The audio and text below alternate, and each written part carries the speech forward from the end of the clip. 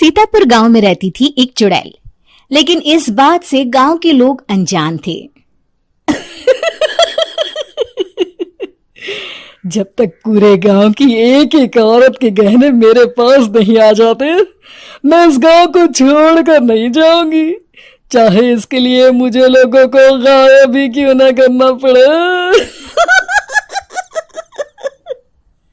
दूसरी तरफ गांव की औरतें बात कर रही थी। अरे सुन रही हो, ये देखो, मैंने कल ही नया हार बनवाया है सोने का, कैसा लग रहा है? बहुत ही अच्छा। अच्छा है ना, पहले तुम पहनो, फिर शादी में अपनी होने वाली बहू को दे देना।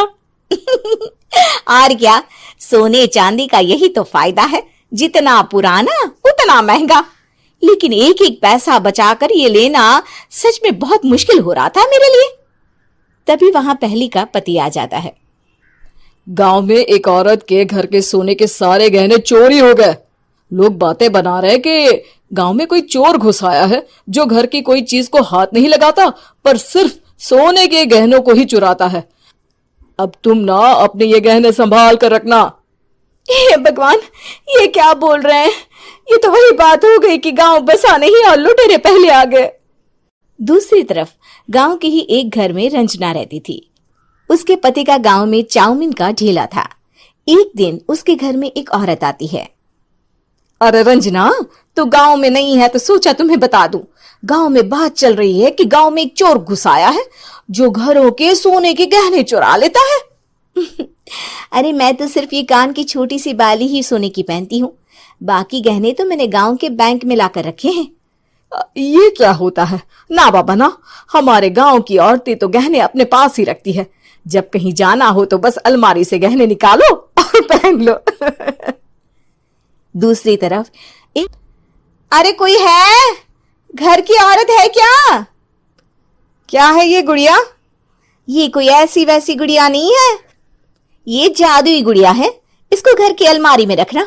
अगर तुम्हारे घर पर किसी की बुरी नजर होगी तो रात भर में ये पतली सी गुड़िया मोटी हो जाएगी। मैं कल आकर ये गुड़िया ले जाऊंगी और तुम्हारे घर की सारी बुरी नजर छूट जाएगी, समझी? अरे वाह, ये तो बहुत कमाल की गुड़िया है, दे दो। कितने की है एक? अरे नहीं नहीं नहीं, ये फ्री की है। मेरा काम इस पूरे गांव को बुरी नजर से दूर रखने का है। हाँ। भली औरत उसके हाथ से वो गुड़िया लेकर अलमारी में रख देती है। लेकिन अगली सुबह जब वो उस गुड़िया को देखती है तो पतली सी गुड़िया मोटी हो चुकी होती है। हे भगवान, ये क्या? किसने मेरे घर को बुरी नजर से बांध रखा था? तभी वो गुड़िया वाली भी आ जाती है। मैंने कहा था ना, घर पर बहुत ज्यादा बुरी नजर है। लाओ, ये गुड़िया मुझे दे दो। औरत वो गुड़िया उठाकर उसे दे देती है। गुड़िया हाथ में आते ही वो औरत उसे लेकर सीधे गांव के बाहर की खाली हवेली में चली जाती है और साधारण औरत से चुड़ैल बन जाती है। अरे पगली, गांव वाली इस गुड़िया के पेट में तेरे घर के सारे गहने हैं। इतना बोलकर वो गुड़िया को फाड़ देती है और सारे गहने निकाल लेती है। वहीं दूसरी तरफ, हे भगवान, मेरे घर के सारे गहने चोरी हो गए। उस औरत के घर के आसपास लोगों का जमावड़ा हो जाता है और लोग बातें करने लगते हैं। लो जी, ये भी घर गया। पता नहीं कौन चोर है जो इतनी होशियारी से गहने चुरा लेता है। कुछ समझ में नहीं आ रहा कि कौन है।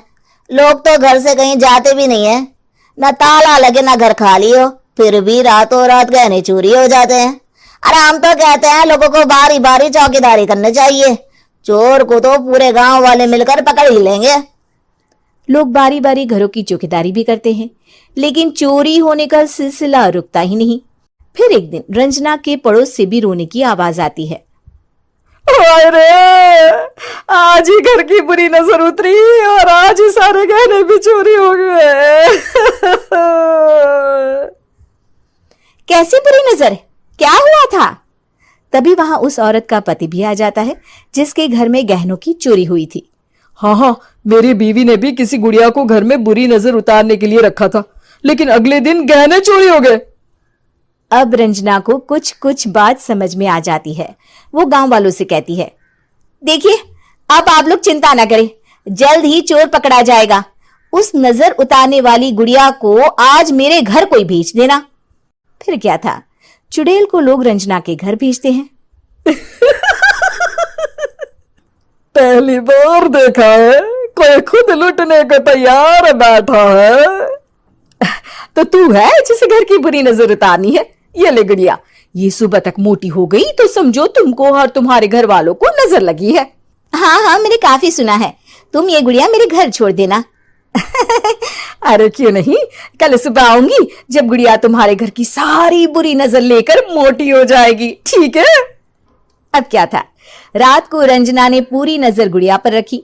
वो अपने पति और गांव के कुछ लोगों को घर की खिड़की से घर के अंदर नजर रखने को कह देती है, और फिर जो नजारा सब देखते हैं वो हैरान करने वाला होता है। गुड़िया धीरे से अलमारी खोलकर बाहर आती है। अलमारी के सारे गहने लेकर घर में जहां जहां गहने होते हैं वो लेकर अपने मुंह से खा जाती है। वो जितने गहने खाती उतनी ही मोटी हो जाती और फिर अलमारी में बंद हो जाती है। गांव वाले डर के मारे वहीं बेहोश हो जाते हैं। लेकिन सुबह जब वो औरत गुड़िया लेने आती है, रंजना उसका सामना करती है। ये देखो, गुड़िया कितनी मोटी हो गई है। लगता है मेरे घर में बहुत लोगों की नजर लगी है। लाला, ये गुड़िया मुझे दे दे। अरे बहुत कीमती गुड़िया है ये। तेरे घर की सारी बुरी नजर मैं गांव के बाहर वाली हवेली में फेंक आती हूँ। शाम को फिर लोगों के घर इसे लेकर जाना है ना। इसमें तो मेरी जान बसती है, जान। रंजना गुड़िया को चुड़ैल की तरफ बढ़ा देती है, लेकिन फिर वापस ले लेती है और गुड़िया के हाथ मोड़ देती है। जैसे ही गुड़िया के हाथ मोड़ती है, चुड़ैल का हाथ भी मुड़ जाता है। अच्छा, तो ये वो गुड़िया है जिसमें तुम्हारी जान बसती है। अब सुन चुड़ैल, तेरी सारी हकीकत सबके सामने आ गई है। या तो गांव वालों के गहने लौटा दे, नहीं तो मैं इस गुड़िया की गर्दन मोड़ दूंगी। चुड़ैल डर जाती है। अरे नहीं नहीं, मेरी गुड़िया दे दो, मैं सबके गहने वापस कर दूंगी। ठीक है, अब भी जा और सबके सारे गहने वापस कर। चल निकल यहां से। चुड़ैल सबके गहने लौटा कर रंजना के पास आती है। ला दे मेरी गुड़िया रंजना, इसके अंदर के गहने निकाल ले, लेकिन गुड़िया वापस दे दे। लेकिन रंजना जानती थी कि जैसे ही गुड़िया चुड़ैल को देगी उसकी शक्ति वापस आ जाएगी। चुड़ैल, तू तो चुड़ैल ही रहेगी, ये मैं जानती हूँ। अरे नहीं नहीं नहीं, मैं गांव छोड़कर चली जाऊंगी, किसी को परेशान नहीं करूंगी, वादा करती हूँ मैं। लेकिन रंजना उसकी एक बात नहीं सुनती और गुड़िया का सर उसके शरीर से अलग कर देती है। चुड़ैल सर अलग होती ही गायब हो जाती है। गांव वाले रंजना के साहस और बुद्धि की खूब प्रशंसा करते